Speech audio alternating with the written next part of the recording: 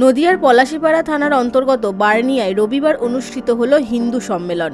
বার্নিয়া ও হাঁসপাকুড়িয়া হিন্দু সংগঠনের পরিচালনায় আয়োজিত এই সম্মেলনের প্রধান বক্তা হিসেবে উপস্থিত ছিলেন আরএসএসের মধ্যবঙ্গের প্রচারক অঙ্কন দাস।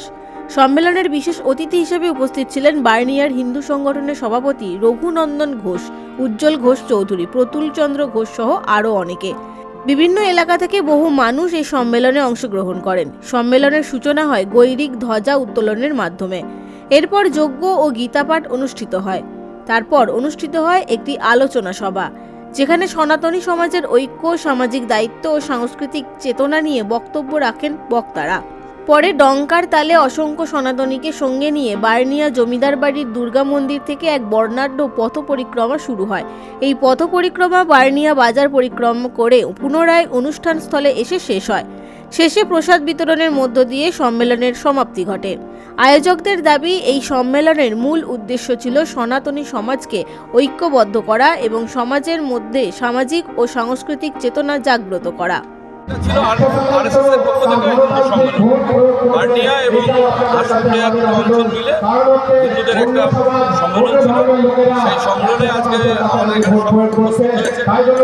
আমাদের গৈরিক ধ্বজ সেই সম্মেলনের পতাকা উত্তোলনের মাধ্যমে শুরু হয়। তারপরে মহাদেব যজ্ঞ অনুষ্ঠান শুরু হয়। গীতাপাঠ অনুষ্ঠান কিছুক্ষণ আগে আমাদের এখানে শেষ হয়েছে। এখন গীতার উপরে বিশ্লেষণ এবং রাষ্ট্রীয় স্বয়ংসেবক সংঘের কার্যক্রমের উপরে বিশ্লেষণ শুরু হয়েছে। আচ্ছা, আপনাদের অনুষ্ঠানের উদ্দেশ্যটা কি? অনুষ্ঠানের উদ্দেশ্য দেখুন, এটা একটা আপনার একটু প্রশ্নটা আপনি কোন অ্যাঙ্গেল থেকে করলেন জানি না।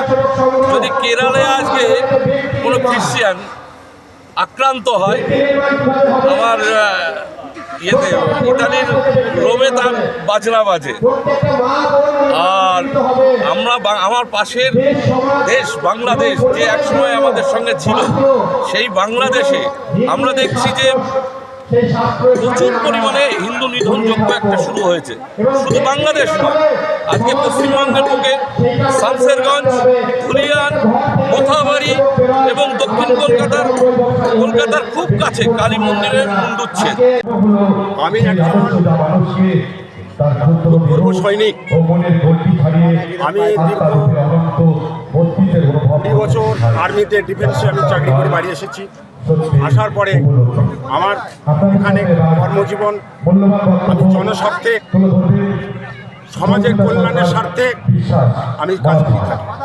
আমার সমাজের, হিন্দু সমাজের স্বার্থে আমি কাজ করি। হিন্দুকে একতা করার পরিকাঠামোকে আমি মজবুত করার জন্যে আমি কাজ করে থাকি। নদিয়া থেকে অর্ধেন্দু মালাকারের রিপোর্ট, বিগ নিউজ বাংলা।